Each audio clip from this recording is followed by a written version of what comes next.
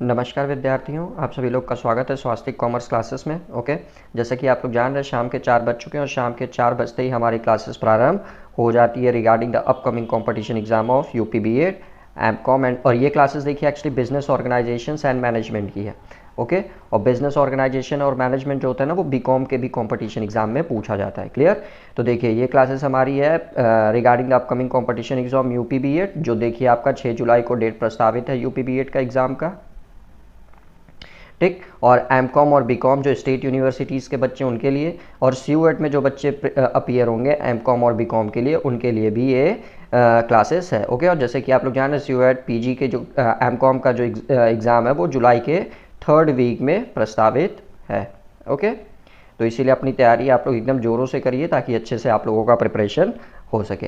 Okay, और देखिए अभी तक चैनल पे नए चैनल को सब्सक्राइब नहीं किया, सो प्लीज़ चैनल को जल्दी से जल्दी सब्सक्राइब भी कर लीजिए ताकि हम लोग अब अपनी क्लासेस को प्रारंभ कर सकें। और वेल देखिए आज मैंने ऑडिटिंग का बच्चों को जो मैंने कल ही ख़त्म किया था क्लासेस एमसीक्यू के, तो ऑडिटिंग का एमसीक्यू मैं ऑलरेडी स्वास्तिक 0421 पे बच्चों को प्रोवाइड करा चुका हूँ। तो अभी तक डाउनलोड नहीं किया तो जाइए स्वास्तिक 0421 टेलीग्राम चैनल से ऑडिटिंग का एमसीक्यू भी डाउनलोड कर लीजिए। ओके, और किसी बच्चे को कोई भी पर्सनल क्वेरी करनी है मेरे से तो देखिए टेलीग्राम चैनल पर डायरेक्ट मेरे से कर सकता है। मेरा यूज़र आईडी देखिए विकास_श्री। ओके, तो चलिए देर न करते हुए आज हम लोग अपनी पहली क्लास शुरू करते हैं बिजनेस ऑर्गेनाइजेशंस एंड मैनेजमेंट की। ओके, सो चलिए शुरू करते हैं।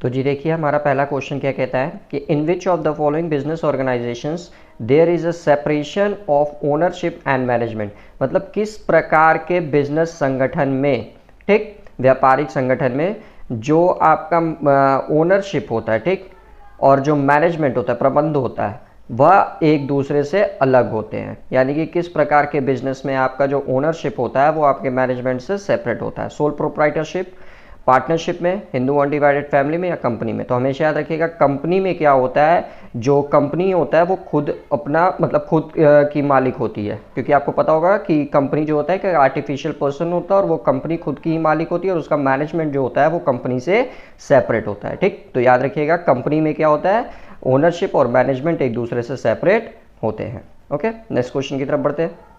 नेक्स्ट क्वेश्चन देखिए आपसे क्या कह रहा है कि in a joint Hindu family system, clear, a karta has. तो जॉइंट हिंदू फैमिली सिस्टम में जो कर्ता यानी कि मुखिया, जो जॉइंट हिंदू फैमिली का हेड होता है, याद रखिएगा जो जॉइंट हिंदू फैमिली होती है उसका हेड जो होता है उसको कर्ता कहा जाता है। तो जो कर्ता होता है उसकी लाइबिलिटी क्या होती है, लिमिटेड होती है, अनलिमिटेड होती है, या कोई लाइबिलिटी ही नहीं होती है, नन ऑफ द अबव। तो याद रखिएगा HUF में जो कर्ता की लाइबिलिटी होती है वो हमेशा अनलिमिटेड होती है। क्लियर? अनलिमिटेड क्यों होती है? क्योंकि अगर कर्ता क्या बोलते हैं, अगर अपनी लाइबिलिटी का भुगतान करने में असमर्थ है तो इसकी प्राइवेट प्रॉपर्टी के ऑक्शन करके उसको उसके लाइबिलिटी का भुगतान किया जाएगा। ये याद रखिएगा। तीसरा पढ़ते हैं। तीसरा देखिए आपसे क्या कह रहा है, cooperative society follows the principle of, यानी कि जो आपकी कोऑपरेटिव सोसाइटीज़ होती हैं वो किस प्रकार के प्रिंसिपल को फॉलो करती हैं। One man one vote, one man many votes, both A B and none of the above. तो कोऑपरेटिव सोसाइटी देखिए जो फॉलो करता है वो एक आदमी एक वोट डाल सकता है। क्लियर? तो one man one vote. Next question देखिए, क्वेश्चन नंबर 4 क्या कह रहा है आपसे, in a joint stock company the board of directors is elected by. Joint stock company में जो बोर्ड ऑफ डायरेक्टर्स होते हैं, ठीक, वो किसके थ्रू इलेक्ट होते हैं, गवर्नमेंट के थ्रू, शेयर होल्डर्स के थ्रू, एम्प्लॉयज़ के थ्रू, या none of the above. Okay, तो याद रखिएगा जॉइंट स्टॉक कंपनीज में जो बोर्ड ऑफ डायरेक्टर्स का इलेक्ट होते हैं वो बाय द शेयर होल्डर्स होते हैं। ओके, देखिए जब ये हम लोग क्वेश्चन आज खत्म कर लेंगे तो लास्ट में आप लोग क्या करिएगा, कमेंट करके ज़रूर बताइएगा कि किसके कितने बच्चों के किस में से कितने करेक्ट हो रहे हैं। ओके, क्वेश्चन नंबर 5 देखिए आपसे क्या कह रहा है, in a partnership form actually नहीं sorry, in a partnership form of organisation carrying on a banking business, यानी कि एक पार्टनरशिप फर्म है जो बैंकिंग बिजनेस कर रहा है। याद रखिएगा the maximum number of partner allowed are, तो बैंकिंग बिजनेस में मैक्सिममली कितने पार्टनर अलाउ हो सकते हैं ये आपसे पूछ रहा है, 10, 15, 20 या नन ऑफ दीज। तो याद रखिएगा बैंकिंग सिस्टम में मैक्सिममली 10 पार्टनर अलाउ हो सकते हैं। ओके, नेक्स्ट देखिए क्वेश्चन नंबर 6 आपसे क्या कह रहा है कि for a partnership firm comprising of professionals who are governed by a separate act, the maximum number of partners can be, यानी कि ऐसा पार्टनरशिप फर्म जो आपका देखिए प्रोफेशनली है, ठीक, और जो आपका किसी सेपरेट एक्ट से गवर्नड हो रहा है, मतलब रूल कर रहा है। फर्म एक पार्टनरशिप फर्म ही है, ठीक, जो आपका प्रोफेशनली पार्टनरशिप फर्म एक है जो देखिए एक सेपरेट एक्ट के थ्रू गवर्नड हो रहा है, तो उस पार्टनरशिप फर्म में मैक्सिमम कितने पार्टनर्स हो सकते हैं। तो याद रखिएगा जब कोई पार्टनरशिप फर्म, ठीक, सेपरेट एक्ट के थ्रू गवर्नड हो रहा हो तो उसमें मैक्सिममली 100 पार्टनर्स हो सकते हैं। ओके, याद रखिएगा बैंकिंग में मैक्सिमम 10, और कोई ऐसा पार्टनरशिप फर्म जो सेपरेट एक्ट के थ्रू गवर्नड हो रहा हो किसी प्रोफेशनलिज्म फर्म के थ्रू, मतलब प्रोफेशनलिज्म फर्म हो वो, तो उसमें मैक्सिमम 100 पार्टनर्स हो सकते हैं। नेक्स्ट क्वेश्चन देखिए आपसे क्या कह रहा है, क्वेश्चन नंबर 7 कह रहा है आपसे as per the, wait a second, as per the companies act 2013 the number of members of a private company, याद रखिएगा numbers of member of a private company excluding present or past employee who were also member also cannot exceeds। Simple सी चीज़ है, आपसे कह रहा है कि कंपनी एक्ट 2013 के अनुसार प्राइवेट कंपनी में जो सदस्यों की संख्या वो कितने से ज़्यादा नहीं होनी चाहिए। क्लियर, 50, 100 या 150 या 200, ठीक। तो याद रखिएगा कंपनीज एक्ट 2013 के अकॉर्डिंग प्राइवेट कंपनी में कभी भी 200 से ज़्यादा मेंबर नहीं होने चाहिए। ओके, आप लोग देखिए कमेंट करके सब कोई आंसर जरूर बताता रहेगा, क्लियर, कि किसके कितने करेक्ट हो रहे हैं। क्वेश्चन नंबर 8 देखिए आपसे क्या कह रहा है कि profits are not required to be shared, this is a distinct feature of, यानी कि जो प्रॉफिट है, जो एक ऑर्गेनाइजेशंस को देखिए जो प्रॉफिट हो रहा है वो प्रॉफिट को बांटने की ज़रूरत नहीं है, शेयर करने की ज़रूरत नहीं है। यह किसका फीचर्स यानी कि किसका कैरेक्टरिस्टिक्स है, किसकी विशेषता है ये, सोल प्रोप्राइटरशिप की, पार्टनरशिप की, जॉइंट स्टॉक कंपनी की या कोऑपरेटिव सोसाइटी की। ओके, तो देखिए जब सोल प्रोप्राइटरशिप होता है ना तो उसमें प्रॉफिट बांटने की आवश्यकता नहीं होती। क्यों नहीं होती? कि सोल प्रोप्राइटरशिप में एक ही मेंबर होता है जो मालिक होता है, और वो माल जितना भी प्रॉफिट अर्न करेगा वो खुद अपने पास ही रखेगा, उसको किसी दूसरे को देने की ज़रूरत नहीं होती है। दैट्स वाई सोल प्रोप्राइटरशिप में कभी भी प्रॉफिट को शेयर करने की आवश्यकता नहीं होती है। लेकिन पार्टनरशिप में देखिए पार्टनर्स का जो भी रेशियो होगा उस रेशियो के हिसाब से बांटना पड़ेगा। जॉइंट स्टॉक कंपनी में देखिए अगर प्रॉफिट होता है तो कंपनी के जो शेयर होल्डर है उनको एज अ डिविडेंड बांटना होगा, और कोऑपरेटिव सोसाइटी में जो आपके कोऑपरेटिव सोसाइटी के मेंबर्स होंगे उनको भी आपको प्रॉफिट देना पड़ेगा। लेकिन सोल प्रोप्राइटरशिप में क्या होता है, एक ही मेंबर होता है, तो जो भी प्रॉफिट होता है वो खुद अपना पूरा का पूरा अर्न करता है। ओके, चलिए आगे बढ़ते हैं। क्वेश्चन नंबर 9 देखिए। 9 कह रहा है आपसे the capital of a company is divided into number of parts, each such part is called, यानी कि जो कंपनी की कैपिटल होती है वह आपका डिवाइड होता है नंबर ऑफ पार्ट्स में, ठीक। अब उस पार्ट्स को क्या कहा जाता है, यानी कि कंपनी का कैपिटल जिसमें डिवाइड होता है उसको क्या कहा जाता है? सिंपल सी चीज, शेयर, डिबेंचर, स्टॉक या नन ऑफ दिस। तो याद रखिएगा जो कंपनी का कैपिटल होता है उसको हम लोग हमेशा शेयर में डिवाइड करते हैं। क्लियर? नेक्स्ट क्वेश्चन की तरफ बढ़ते हैं। अगर वीडियो पसंद आ रही है तो प्लीज़ ज़्यादा से ज़्यादा शेयर करिए, तो क्योंकि जितने ज़्यादा बच्चे इससे जुड़ेंगे उतने ज़्यादा बच्चे लाभान्वित होंगे, क्योंकि अब आपके एग्ज़ाम में ज़्यादा दिन का समय बचा नहीं है। इसलिए वीडियो को ज़्यादा से ज़्यादा शेयर करिए, और वीडियो पसंद आती है तो प्लीज़ वीडियो को लाइक ज़रूर किया करिए। चलिए क्वेश्चन नंबर 10 पढ़ते हैं। क्वेश्चन नंबर 10 देखिए आपसे क्या कह रहा है, the head of joint Hindu family is referred to as, तो जो जॉइंट हिंदू फैमिली का हेड होता है, ठीक, उसके बारे में आपसे पूछ रहा है। तो वो क्या एक डायरेक्टर होता है, या उसको प्रमुख कहा जाता है, या कर्ता कहा जाता है, या सीईओ कहा जाता है? तो अभी हम लोग देखिए कुछ देर पहले ही ऐसे क्वेश्चन देखे थे। जॉइंट हिंदू फैमिली का देखिए जो हेड होता है उसको हम लोग कर्ता के नाम से रिफर करते हैं। क्लियर?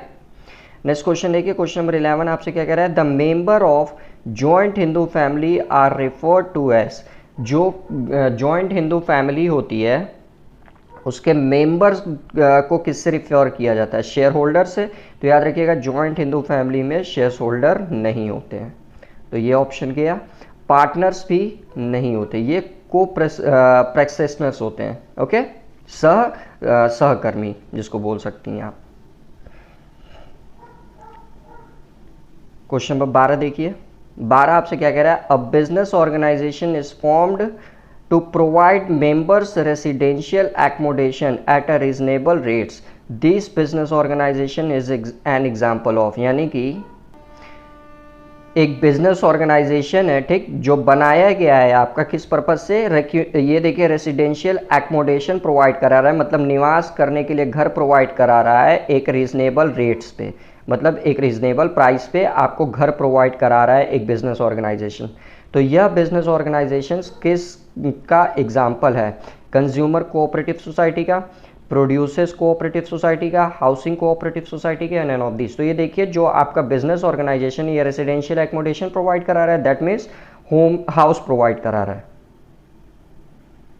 तो जब ये हाउस प्रोवाइड करा रहा है तो ऑब्वियसली ये किसका आपका एग्जाम्पल होगा, हाउसिंग कोऑपरेटिव सोसाइटी का, ओके।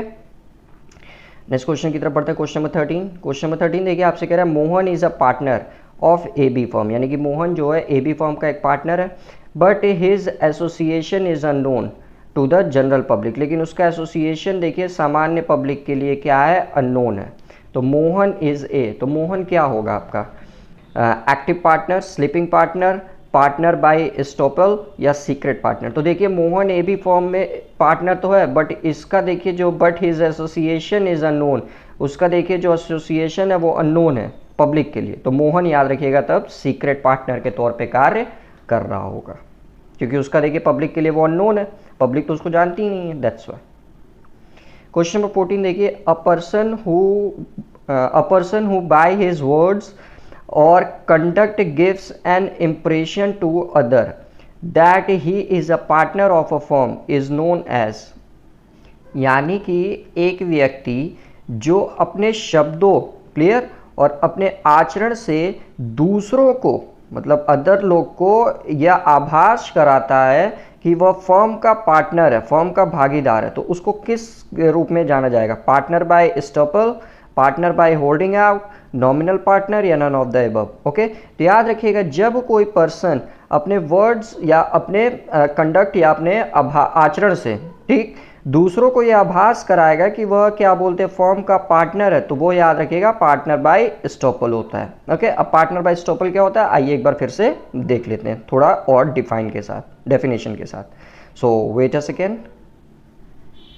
तो जी देखिए पार्टनर बाय एस्टोपल का अर्थ क्या होता है कि a person who is not technically a partner, मतलब एक पर्सन जो टेक्निकली पार्टनर नहीं है फर्म का, ठीक, but can still be held liable as one for any debts और damage incurred by a business और own to a third party. But उसके ऊपर देखिए, लेकिन वो जो पार्टनर होता है जो टेक्निकली देखिए पार्टनर नहीं है फर्म का, बट उसके ऊपर फर्म की लाइबिलिटी होती है फॉर एनी डैमेज और एनी डेब्ट्स, ठीक, तो वह आपका पार्टनर बाय एस्टोपल कहलाता है। यानी कि पार्टनर बाय एस्टोपल का मतलब क्या हुआ कि कोई ऐसा पार्टनर जो टेक्निकली पार्टनर तो नहीं है फर्म का, बट उसके ऊपर फर्म की देखिए लाइबिलिटी बनती है रिगार्डिंग एनी डेब्ट्स और डैमेजेस, तो वह आपका पार्टनर बाय एस्टोपल कहलाएगा, ओके। आई होप आप लोग समझ रहे होंगे।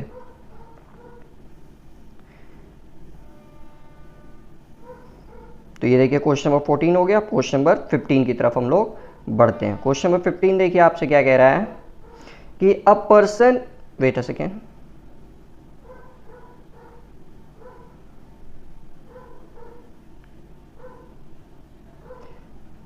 देखिए क्वेश्चन कह रहा है आपसे, a person is represented as a partner and he does not deny such impression despite of being aware of such fact such a person is. तो एक पर्सन है जो देखिए रिप्रेजेंट हो रहा है, रिप्रेजेंट कर रहा है कि वह एक पार्टनर है, ठीक, and he does not deny such impression, और वह ऐसे इंप्रेशन से डिनाई भी नहीं कर रहा है, मतलब मना भी नहीं कर रहा है कि वह फर्म का पार्टनर है, इससे मना भी नहीं कर रहा है वो। तो despite being of aware of such a fact such a person is, तो इस प्रकार के पर्सन को अपन क्या कहेंगे ये आपसे पूछ रहा है। ठीक, तो partner by estoppel, partner by holding out, dormant partner या none of the above.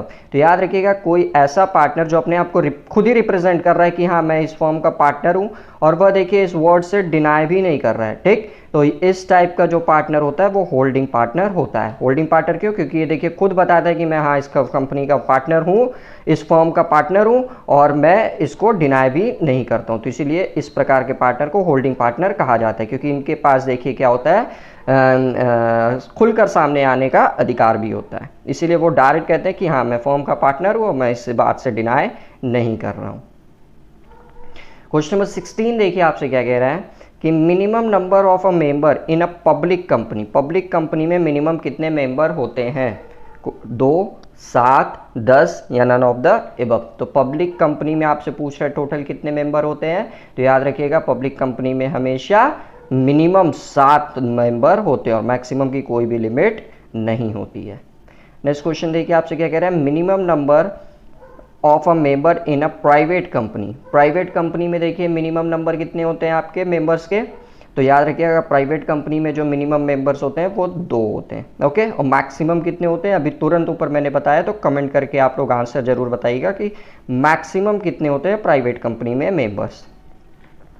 Question number 17 भी हो गया। क्वेश्चन नंबर 18 की तरफ मूव करते हैं। 18 देखिए आपसे क्या कह रहा है, a proposal name of a company is not considered desirable if, यानी कि a proposed name of a company, यानी कि कंपनी का नाम देखिए प्रस्तावित किया गया। ठीक, तो यह कंसीडर नहीं होगा, ये आपसे पूछा, इज नॉट कंसिडरेड डिजायरेबल यदि, तो ये देखिए आपका कंसीडर नहीं किया जाएगा यदि, ऑप्शन पढ़ते हैं, it closely resemble the name of any existing company, अगर वह देखिए किसी जो ऑलरेडी एक कंपनी है उसके नाम के आसपास देखिए वो रिसेंबल कर रहा हो। जैसे मान लीजिए जियो कंपनी है, अब जियो कंपनी के नाम के आसपास ही कोई कंपनी ले लेंगे, जैसे वीओ, जियो, ऐसे समझ रहे हैं ना, तो वो आपके देखिए आपके एग्जिस्टिंग कंपनी के नाम से ही क्या बोलते हैं ना, एग्जिस्टिंग कंपनी जो है उसी के नाम के हिसाब से ही कोई अगर आप नाम चूज कर ले रहे हैं तो वो कंसिडरेबल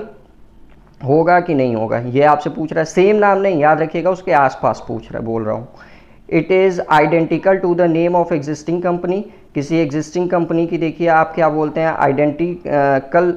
आइडेंटिटी के हिसाब से।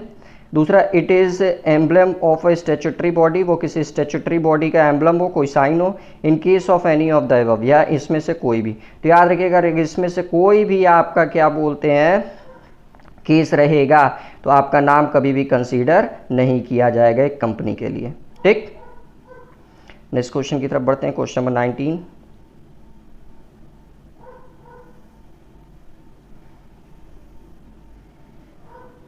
देखिए क्वेश्चन नंबर 19 आपसे क्या कह रहा है कि अ प्रोस्पेक्टस और a statement in lieu of prospectus can be issued by a, यानी कि अ प्रोस्पेक्टस या एक statement in lieu of prospectus, मतलब प्रोस्पेक्टस की जगह पे कोई स्टेटमेंट किसके द्वारा इशू किया जाता है, पब्लिक कंपनी द्वारा, प्राइवेट कंपनी द्वारा, ईदर ए और बी या नन ऑफ द अबव। तो देखिए प्रोस्पेक्टस क्यों इशू किया जाता है, ताकि कंपनी अपने शेयर्स को इशू कर सके।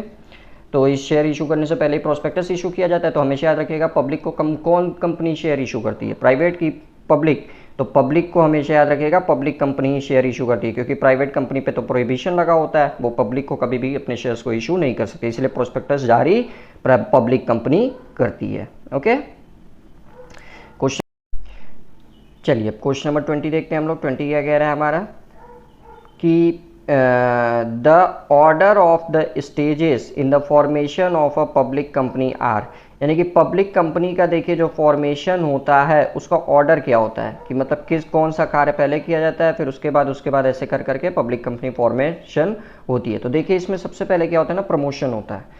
तो प्रमोशन किस में पहले दिख रहा है, तो देखिए पहले ए में दिख रहा है और बी में दिख रहा है, क्लियर। तो सबसे पहले काम तो प्रमोशन का होता है, यानी कि सी और डी तो गलत होगा। अब उसके बाद देखिए प्रमोशन के बाद क्या होता है ना, फिर क्या बोलते हैं बिजनेस जो होता है उसको इनकॉर्पोरेट किया जाता है, कमेंसमेंट नहीं होता है। तो यानी कि ये ऑप्शन भी गलत हो गया। तो याद रखिएगा बी ऑप्शन बनेगा। देखिए सबसे पहले क्या होगा, प्रमोशन करेंगे, प्रमोशन के बाद से बिजनेस का इनकॉर्पोरेशन होगा, फिर कैपिटल जो होगा वो सब्सक्राइब्ड होगा और फिर बिजनेस हम लोग प्रारंभ शुरू करेंगे। तो याद रखिएगा सबसे पहले पब्लिक कंपनी में क्या होगा, प्रमोशन, फिर इनकॉर्पोरेशन, फिर कैपिटल का subscription and then commencement of business. Clear. Next question की तरफ देखिए बढ़ते हैं। Question number 21। क्वेश्चन नंबर 21 देखिए आपसे क्या कह रहा है कि preliminary contracts are those which are signed, यानी कि जो प्रिलिमिनरी कॉन्ट्रैक्ट्स होते हैं, ठीक, वह are those which are signed, तो उनके साइन से रिलेटेड क्वेश्चन देखिए आपसे पूछा है। तो बिफोर इनकॉर्पोरेशन यानी प्रिलिमिनरी कॉन्ट्रैक्ट जो होता है वो बिजनेस के स्थापित होने के पहले ही साइन होता है।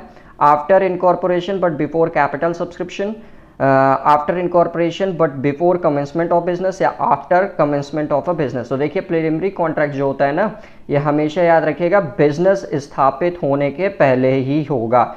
क्यों? क्योंकि देखिए जब तक बिजनेस स्थापित एक बार हो गया, मान लीजिए आपने कोई XYZ कंपनी बना ली, तो अभी मैंने बताया कि जो भी कंपनी का देखिए फॉर्मेशन हो जाता है एक बार, तो कंपनी क्या होती है, आर्टिफिशियल पर्सन बन जाती है। तो जैसे वो आर्टिफिशियल पर्सन बन गई, ठीक, तो फिर उसके बाद जितने भी कॉन्ट्रैक्ट साइन होंगे वो आपका कंपनी के नाम से साइन होंगे, प्रमोटर्स के नाम के साइन नहीं होंगे। इसीलिए देखिए याद रखिएगा जो भी आपके क्या बोलते हैं प्रिलिमिनरी कॉन्ट्रैक्ट्स होते हैं वो हमेशा इनकॉर्पोरेशन के पहले साइन कर लिए जाते हैं, यानी कि बिफोर इनकॉर्पोरेशन। ओके, चलिए क्वेश्चन नंबर 22 की तरफ बढ़ते हैं। प्रिलिमिनरी कॉन्ट्रैक्ट्स आर, जो प्रिलिमिनरी कॉन्ट्रैक्ट्स होते हैं वो क्या होते हैं, binding on the companies after incorporation, not binding on the company after incorporation, binding on the companies after commencement of business, and none of the above. तो देखिए जो प्रिलिमिनरी कॉन्ट्रैक्ट्स होते हैं अभी हमने बताया कि ये हमेशा बिजनेस के इनकॉर्पोरेशन के पहले ही साइन कर लिए जाते हैं। क्लियर। तो ये देखिए पहला ऑप्शन आपका क्या कह रहा था, binding on the company after incorporation, तो ये तो ऑप्शन ही गलत हो गया। क्यों गलत हो गया? क्योंकि यहाँ देखिए आफ्टर इनकॉर्पोरेशन की बात आ गई है, दैट्स व्हाई। नेक्स्ट देखिए not binding on the company after incorporation, यही आंसर करेक्ट हो गया कि ये देखिए बाइंड नहीं करता है आफ्टर कॉर्पोरेशंस के लिए, समझ, इनकॉर्पोरेशंस के लिए। ओके, क्वेश्चन नंबर 23 देखिए आपसे क्या कह रहा है कि क्या बोलते हैं, for which of the following business a partnership form of business organisation would be suitable, यानी कि किस प्रकार के बिजनेस के लिए एक पार्टनरशिप फॉर्म समझ लीजिएगा इसको, पार्टनरशिप फॉर्म सुटेबल है। ग्रोसरी स्टोर के लिए, क्राफ्ट सेंटर के लिए, इंटरनेट कैफे के लिए, चार्टेड अकाउंटेंसी फॉर्म के लिए। तो यही आंसर देखिए इसका करेक्ट हो गया क्योंकि CA लोगों का एक पूरा फॉर्म काम करता है। क्लियर, तो यही इसका आंसर करेक्ट बन जाएगा। क्वेश्चन नंबर 24 देखिए। 24 आपसे कह रहा है for which of the following business, clear, sole proprietorship form of organisation would be suitable, यानी कि किस प्रकार के बिजनेस के लिए, ठीक, जो सोल प्रोप्राइटरशिप होती है यानी कि सिंगल आपका जो ओनरशिप वाला कंपनी होता है, प्रोप्राइटरशिप होती है, वह सुटेबल है। आयरन एंड स्टील फैक्ट्री के लिए, लीगल कंसल्टेंसी के लिए, क्राफ्ट सेंटर के लिए, नन ऑफ द अबव। तो आयरन एंड स्टील फैक्ट्री तो बहुत बड़ी कंपनी हो गई, आप लोग को पता होगा, तो वो सोल प्रोप्राइटरशिप कभी हो ही नहीं सकता है। लीगल कंसल्टेंसी, तो कंसल्टेंसी में हमेशा याद रखिएगा एक से ज़्यादा मेंबर होते हैं, क्योंकि लीगल में सिर्फ ऐसा थोड़ी ना है, इनकम टैक्स का अलग एक्सपर्ट होगा, डोमेस्टिक वायलेंस का अलग होगा, क्रिमिनल वायलेंस का अलग होगा, उन सबके अलग अलग एक्सपर्ट होते हैं ना, तो वो भी नहीं होगा। तो इसलिए क्राफ्ट सेंटर के लिए इसका आंसर सुटेबल बनेगा कि सोल प्रोप्राइटरशिप जो होगी वो क्राफ्ट सेंटर्स के लिए बेस्ट होगी। क्वेश्चन नंबर 25 देखिए आपसे क्या कह रहा है कि क्या बोलते हैं, द दया भाग system of HUF family business is prevalent इन, जो दया भाग सिस्टम होता है आपका HUF का, वह क्या बोलते हैं कहाँ पे प्रिवलेंट होता है, West Bengal, all over India except West Bengal, या नन ऑफ द अबव। तो याद रखिएगा जो दया भाग सिस्टम होता है ना वो वेस्ट बंगाल और समवेयर कहीं कहीं जिसको बोलते हैं उड़ीसा के क्षेत्र में भी ये होता है। ठीक, दया भाग सिस्टम जो होता है ये वेस्ट बंगाल में तो पूरी तरह से लागू है और समवेयर कहीं कहीं उड़ीसा के क्षेत्र में भी ये होता है। क्वेश्चन नंबर 26 कहते हैं, ये तो हलवा क्वेश्चन आ गया आपके सामने, बस परोसिए खाइए। पार्टनरशिप इज गवर्न्ड बाय, जो पार्टनरशिप होता है वो किसके द्वारा गवर्न होता है, पार्टनरशिप एक्ट 1935, 1932, 47 या नन ऑफ द अबव। तो हम लोग हमेशा जानते हैं कि अच्छे से कि पार्टनरशिप जो गवर्न होता है वो पार्टनरशिप एक्ट 1932 के थ्रू होता है। ओके, क्वेश्चन नंबर 27 पढ़ते हैं। Wait a second. हाँ, HUF मतलब Hindu undivided family business is governed by, जो HUF होता है वह किसके द्वारा गवर्नड होता है? हिंदू सक्सेशन एक्ट 1956, 1947, 52 या नन ऑफ द अबव। तो याद रखिएगा HUF जो गवर्नड होता है वो हिंदू सक्सेशन एक्ट 1956 के थ्रू होता है। ओके, चलिए नेक्स्ट क्वेश्चन की तरफ बढ़ते हैं हम लोग। तो जी देखिए, आगे बढ़ने से एक चीज़ आपको बता दूं कि देखिए मैं ऑलरेडी आप लोगों को बहुत अच्छे से बच्चों को पता होगा जो डेली रेगुलर हम लोग को फॉलो करते हैं। ऑलरेडी देखिए मैं आप लोगों को book keeping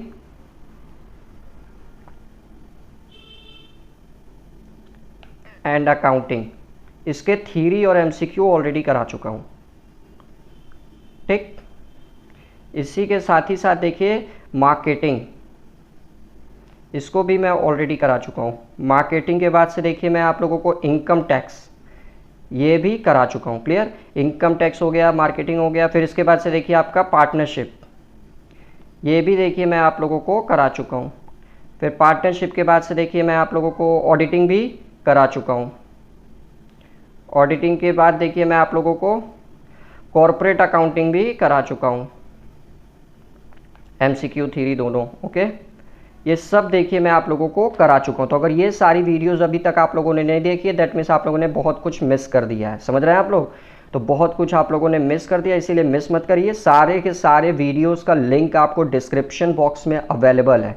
clear, book keeping, marketing, IT, partnership, auditing, corporate accounting, इन सब का मैंने ऑलरेडी क्या बोलते हैं वीडियो अपलोड कर दिया है। MCQ थ्योरी सबका लिंक आपको डिस्क्रिप्शन बॉक्स में मिल जाएगा, वहां से जाइए और पूरे के पूरे वीडियो को अच्छे से वॉच करिए, क्योंकि इतने सारे सब्जेक्ट्स देखिए मैं करा दिया हूँ और जो बच्चे नहीं वॉच किए होंगे उनके लिए बहुत ज़्यादा नुकसान हो जाएगा। तो दैट्स वाई ये सारी वीडियोज़ भी आप लोग जाइए अच्छे से वॉच करिए, सारा लिंक डिस्क्रिप्शन बॉक्स में अवेलेबल है। ओके, नहीं मिलेगा तो आप लोग चैनल पर विजिट करिएगा, प्लेलिस्ट सेक्शन में जाइएगा, प्लेलिस्ट में भी आपको थ्योरी और MCQ करके मिल जाएगा। क्लियर, चलिए आगे बढ़ते हैं हम लोग, क्वेश्चन को कंटिन्यू करते हैं। फिर क्वेश्चन नंबर देखिए 28 आपसे क्या कह रहा है? If a Hindu inherits property, clear, from father, grandfather और great grandfather, then such property is termed as, यानी कि कोई ऐसी हिंदू प्रॉपर्टी जो देखिए आपके पिताजी या आपके दादाजी या आपके परदादाजी से आपको मिली हुई है। ठीक, तो वह प्रॉपर्टी किस टाइप की प्रॉपर्टी कंसीडर की जाएगी? willed property, ancestors property, self acquired property या none of the above। तो देखिए ये एस टाइप की प्रॉपर्टी देखिए जो आपके पिताजी या आपके दादाजी या आपके परदादाजी से आपको मिलती है, तो ये एंसेस्ट्रल प्रॉपर्टी कहलाती है। ओके, क्वेश्चन नंबर 29 देखिए आपसे क्या कह रहा है कि if Hindu inherits property from any other relatives, ठीक, अदर देन फादर, ग्रैंडफादर और great grandfather, then this property is termed as, यानी कि ऐसी प्रॉपर्टी जो आपके किसी अदर रिलेटिव्स यानी कि अन्य रिश्तेदार से मिली है। ठीक, और वह रिश्तेदार आपके ना ही पिताजी हैं, ना ही आपके दादाजी हैं, ना ही परदादाजी हैं, तो इस टाइप की प्रॉपर्टी को क्या कहा जाएगा? willed property, ancestral property, self acquired property या नन ऑफ द अबव। तो देखिए अभी हम लोग देखें जो फादर, ग्रैंडफादर या ग्रेट ग्रैंडफादर से प्रॉपर्टी मिलती है वो तो आपकी एंसेस्ट्रल प्रॉपर्टी कहलाती है, लेकिन जो इनसे नहीं मिलती है, किसी अलग रिश्तेदारों से मिलती है, ठीक, तो वो हमेशा याद रखिएगा सेल्फ एक्वायर्ड प्रॉपर्टी कहलाएगी। और willed प्रॉपर्टी जो होती है वो याद रखिएगा जो व्यक्ति कमाकर खुद से खरीदता है वह आपका willed प्रॉपर्टी कहलाती है। चलिए क्वेश्चन नंबर 30 की तरफ बढ़ते हैं। 30 देखिए आपसे कह रहा है विच of the partners does not contribute towards the capital of the firm, यानी कि किस प्रकार का जो पार्टनर होता है वह अपना फर्म के प्रति टूवर्ड्स द कैपिटल, मतलब फर्म के प्रति जो अपनी पूंजी है वह नहीं कंट्रीब्यूट करता है। Nominal partner, partner by staple, partner by holding out या ऑल ऑफ दीज। तो याद रखिएगा हर इन सारे प्रकार के पार्टनर जो होते हैं वो फर्म में कैपिटल को कंट्रीब्यूट नहीं करते हैं। ओके, क्वेश्चन नंबर 31 देखिए आपसे क्या कह रहा है। देखिए 31 पढ़ने से पहले एक रिक्वेस्ट है कि आप लोगों से कि चैनल को अभी तक सब्सक्राइब नहीं किया सो प्लीज़ चैनल को जल्दी से जल्दी सब्सक्राइब कर लीजिए, और वीडियो पसंद आती है तो वीडियो को लाइक ज़रूर किया करिए, क्योंकि आपकी तैयारी यहाँ डेली इसी तरह अच्छे से चला करेगी। ओके, और तो इसीलिए चैनल को सब्सक्राइब करिए और लाइक करिए और ज़्यादा से ज़्यादा शेयर करिए, क्योंकि जितने ज़्यादा आप लोग शेयर करेंगे आपका कंपटीशन उतना ही बढ़ेगा, और कंपटीशन बढ़ेगा तो ऑब्वियसली आप लोग अच्छे से कंप्लीट कर पाएंगे एग्जाम में। चलिए क्वेश्चन नंबर 31 पढ़ते हैं। In a limited partnership, limited partnership की बात कर रही है, तो आइए चेक करते हैं इसके ऑप्शंस हम लोग क्या क्या है। Liability of all partners is limited, तो लिमिटेड पार्टनर्स में देखिए जो लाइबिलिटी होती है ना पार्टनर्स की, वो हमेशा याद रखिएगा लिमिटेड ना होकर अनलिमिटेड होती है।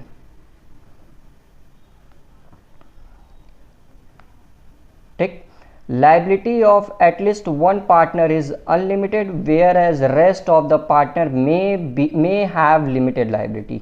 Okay, liability of all partner except one is unlimited या नन ऑफ द अबव। तो इसका देखिए जो सुटेबल आंसर बनेगा ना, वो बनेगा आपका कि जो पार्टनरशिप में आपकी जो लाइबिलिटी होती है वो कम से कम एक पार्टनर की तो अनलिमिटेड होगी ही होगी। ठीक, बाकी पार्टनर्स की लिमिटेड हो सकती है, याद रखिएगा हो सकती है, जरूरी नहीं है होगी, मे हैव हो सकती है। ठीक, तो याद रखिएगा जो लिमिटेड पार्टनरशिप में होता है कि किसी भी पार्टनर की जो एक पार्टनर की लायबिलिटी तो अनलिमिटेड होनी ही होनी है और बाकी पार्टनर्स की लायबिलिटी लिमिटेड हो सकती है। तो 31 का बी। नेक्स्ट क्वेश्चन की तरफ बढ़ते हैं। पार्टनरशिप एग्रीमेंट में भी, पार्टनरशिप एग्रीमेंट देखिए क्या हो सकता है, वर्बल में मतलब मौखिक रूप से, राइटिंग में वर्बल और इन राइटिंग या नन ऑफ द अबव। तो पार्टनरशिप एग्रीमेंट याद रखिएगा वर्बल और इन राइटिंग दोनों हो सकता है, जिसको हम लोग पार्टनरशिप डीड भी बोलते हैं। नेक्स्ट क्वेश्चन देखिए आपसे क्या कह रहा है कि the consequence of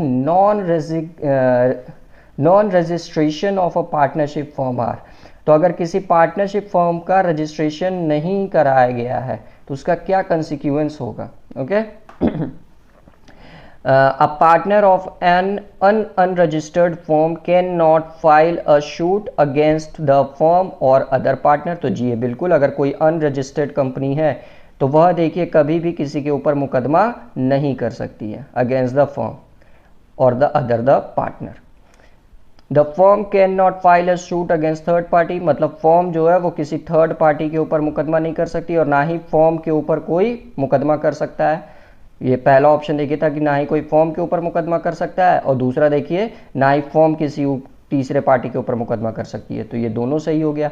the firm can not file a case against the partner, यानी कि फर्म जो है पार्टनर के अगेंस्ट केस फाइल नहीं कर सकता, तो ये भी देखिए सही है क्योंकि ये अनरजिस्टर्ड है ना, दैट्स वाई। तो इसका आंसर देखिए जो बनेगा वो बनेगा आपका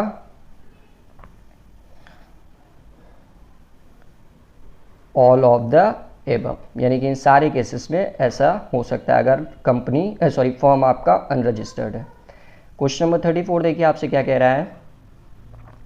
the registration of a partnership firm is, जो पार्टनरशिप फर्म का रजिस्ट्रेशन होता है वो क्या होता है, कंपलसरी, ऑप्शनल, जिसको हम लोग वॉलंटरी भी बोलते हैं, नीदर कंपलसरी और ऑप्शनल या नन ऑफ द एबव। तो देखिए पार्टनरशिप फर्म का जो रजिस्ट्रेशन होता है ना वो ऑप्शनल होता है, वॉलंटरी होता है। नेक्स्ट क्वेश्चन देखिए, क्वेश्चन नंबर 35 आपसे क्या कह रहा है। A corporative society is compulsorily required to be registered under, यानी कि कॉर्पोरेटिव सोसाइटी का जो रजिस्ट्रेशन होता है वो किस एक्ट के थ्रू रजिस्ट्रेशन होना कंपल्सरी है। द कॉर्पोरेटिव सोसाइटी एक्ट 1912, 1932 या 1952। तो याद रखिएगा कॉर्पोरेटिव सोसाइटी का जो रजिस्ट्रेशन है वो आपका कॉर्पोरेटिव सोसाइटी एक्ट 1912 से होना कंपल्सरी है। नेक्स्ट क्वेश्चन देखते हैं हम लोग। क्वेश्चन नंबर 36 क्या कह रहा है। The maximum number of a member in a corporative society can be, यानी कि कॉर्पोरेटिव सोसाइटी में मैक्सिमम कितने नंबर हो सकते हैं। ठीक, 100, 50, 200 या no such a limit is there. तो देखिए कॉर्पोरेटिव सोसाइटी की बात हो रही है ना, तो इसमें कोई भी ऐसा लिमिट तय नहीं किया गया है कि मैक्सिमम कितने नंबर हो सकते हैं। नेक्स्ट क्वेश्चन देखिए, question number 37। Amul is an example of, जो अमूल कंपनी है वह किसका एग्जाम्पल है, ये आपसे पूछ रहा है। पब्लिक लिमिटेड कंपनी का, प्राइवेट लिमिटेड कंपनी का, कॉर्पोरेटिव सोसाइटी या नन ऑफ द अबव। तो अमूल कंपनी देखिए जो है ना वो एक कॉर्पोरेटिव सोसाइटी का एग्जाम्पल है। ओके, नेक्स्ट क्वेश्चन की तरफ बढ़ते हैं हम लोग।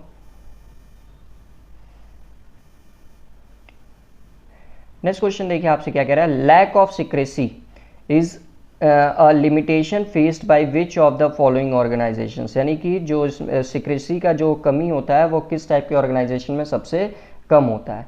पब्लिक कंपनी में, कोऑपरेटिव सोसाइटी में, बोथ है भी। तो देखिए जो सिक्रेसी की कमी होती है वो दोनों में, पब्लिक कंपनी और कोऑपरेटिव सोसाइटी दोनों में कमी होती है इसकी। क्वेश्चन नंबर 39 देखते हैं। जो joint company is governed by, जो जॉइंट कंपनी होता है, जॉइंट स्टॉक कंपनी होता है, वो किसके द्वारा गवर्न किया जाता है? Companies act 1956, companies act 2013, companies act 1952 या none of the above. Okay, तो देखिए जो कंपनी जॉइंट स्टॉक कंपनी होती है ना, इसका अब जो गवर्न होता है, इसका रूल रेगुलेशन यानी कि इनकॉर्पोरेशन जो कुछ भी होता है वो अब कंपनीज एक्ट 2013 के थ्रू होता है। पहले 1956 के थ्रू होता था, लेकिन बाद में जब नया कंपनी एक्ट बन गया तो उसके थ्रू होने लगा। सो कंपनीज एक्ट 2013। क्वेश्चन नंबर 40 देखते हैं। क्वेश्चन नंबर 40 देखिए आपसे क्या कह रहा है। A private company is one which by its articles, यानी कि a private company is one by its articles. ठीक, तो restrict the rights of its member to transfer shares, यानी कि यह अपने मेंबर्स को रिस्ट्रिक्शन लगाती है कि वह शेयर का हस्तांतरण नहीं कर सकते हैं।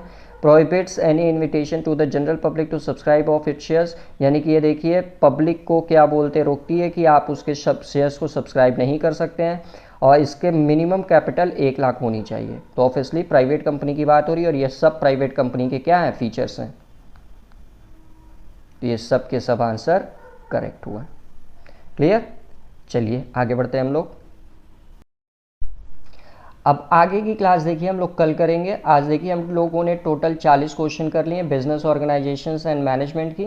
ओके, आगे के क्वेश्चंस हम लोग कल करेंगे। ये भी चैप्टर देखिए जैसे हमारा कंप्लीट होगा, मैं एमसीक्यू का पीडीएफ आपको हमारे टेलीग्राम चैनल स्वास्तिक 0421 पे प्रोवाइड करा दूंगा, जैसे आज ऑडिटिंग का देखिए मैंने कराया था। ओके, तो चलिए अब मिलते हैं कल, लेकिन उसके पहले देखिए एक रिक्वेस्ट रहेगी आप लोगों से कि अगर अभी तक चैनल को सब्सक्राइब नहीं किया तो प्लीज़ चैनल को जल्दी से जल्दी सब्सक्राइब कर लीजिए। वीडियो पसंद आती है तो वीडियो को लाइक ज़रूर किया करिए और वीडियो को आप लोग ज़्यादा से ज़्यादा शेयर करिए, क्योंकि अगर देखिए अगर 1-2-3 दिन मैक्सिममली देखिए बस 1 वीक देखूंगा, अगर मेरे वीडियोस पे देखिए अगर आप लोगों की दया से अगर 500 प्लस व्यूज़ आने लगे तब तो वीडियो कंटिन्यू रहेगी। अगर 500 से नीचे व्यूज़ आने लगे तो देखिए मैं वीडियो को फिर बंद कर दूंगा, फिर मैं किसी और बच्चों को किसी और टॉपिक पे पढ़ाऊंगा। ये आप लोग याद रखिएगा। तो इसीलिए वीडियो को ज़्यादा से ज़्यादा शेयर करिए ताकि 500 प्लस व्यूज़ डेली की डेली आनी शुरू हो जाए। जितने भी ये हमारी क्लासेस चल रही है regarding the UP BEd commerce, MCom BCom and CUET MCom and BCom. Okay, तो चलिए मिलते हैं कल की क्लासेस में, तब तक आप लोग अच्छे से प्रिपरेशन करते रहिए।